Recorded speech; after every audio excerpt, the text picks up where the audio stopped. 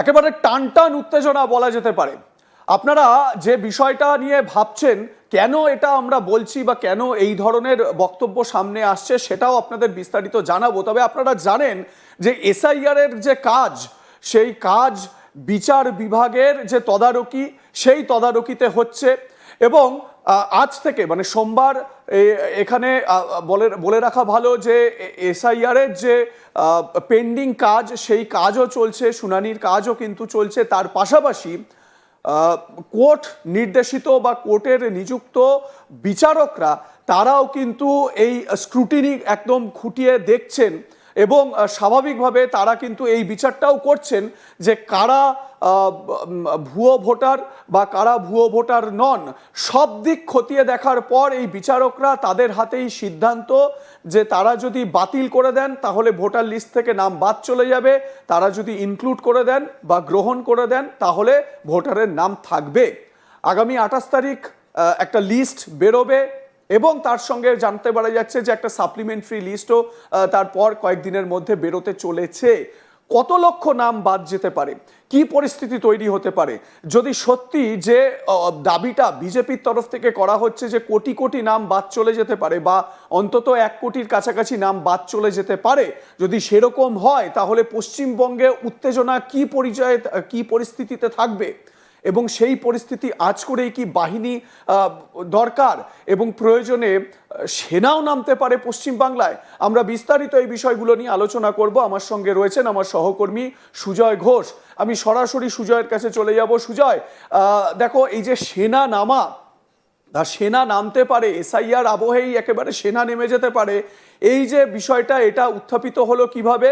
তার কারণ সিইও মনোজ আগরওয়াল তিনি সাংবাদিক বৈঠকে না বললেও সাংবাদিকদের কথা বলার সময় তিনি এরকম একটা হিন্ট দিয়েছেন বা একটা ইঙ্গিত দিয়েছেন। তিনি ঠিক কি বলতে চেয়েছেন যদি একটু বিস্তারিত আমাদের দর্শকদের জানাও।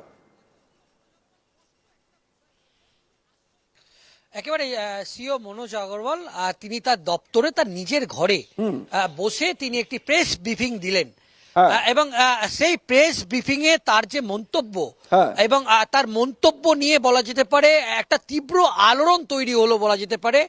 এবং তাকে এই বিষয়ে একটা প্রশ্ন করা হয়েছিল যে আমরা দেখেছি যে এসআইআর এর পর্বে মানে এসআইআর এর যে হিয়ারিং পর্ব চলেছিল গোটা রাজ্য জুড়ে, সেখানে কিন্তু প্রচুর বিক্ষিপ্ত অশান্তির ঘটনা কিন্তু আমরা দেখেছিলাম।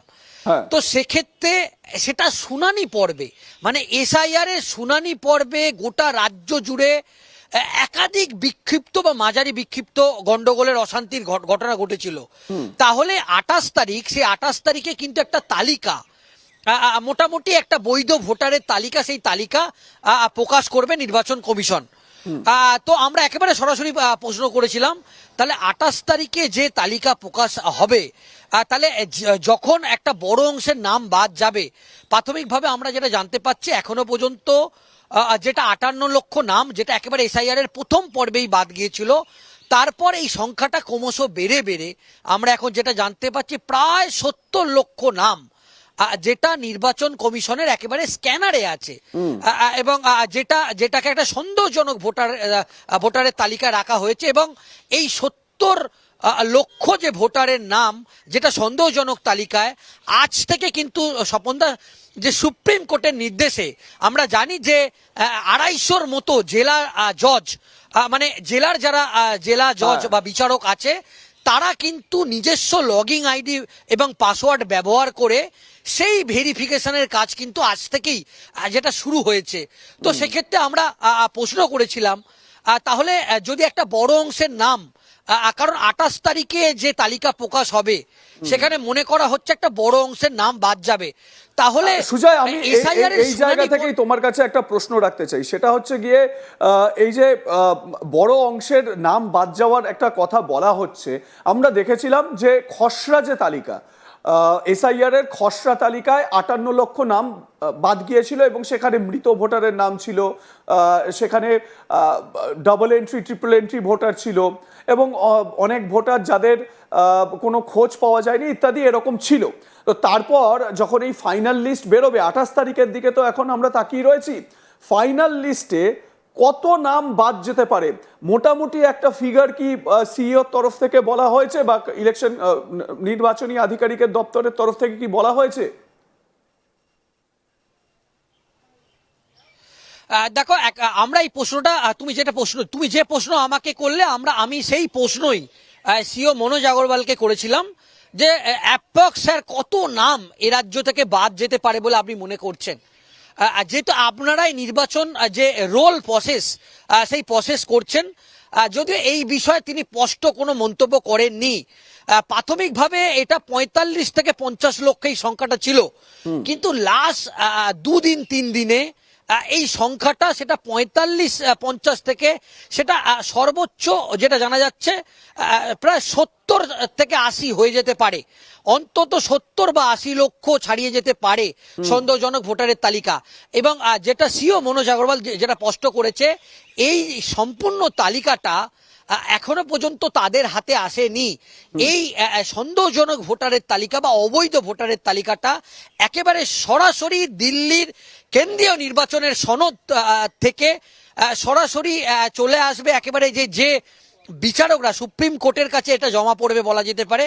এবং এই 70 বা 80 লক্ষ নাম অ্যাপ্রক্স যেটা জানা যাচ্ছে, এটাই এই জেলা জজ বা বিচারকরা তারা কিন্তু স্কুটিনি প্রক্রিয়া বা লগইন আইডি পাসওয়ার্ড দিয়ে এবং আজকেই তাদের জন্য পোর্টাল কিন্তু খুলে গেছে এবং সেই পোর্টালেই এই যাচাই পর্ব চলবে। কিন্তু একটা তুমি যেটা আগের প্রশ্ন করেছিলে, তো এটা নিয়ে আমি কিন্তু সিও মনোজ আগরওয়ালকে এই প্রশ্ন করেছিলাম।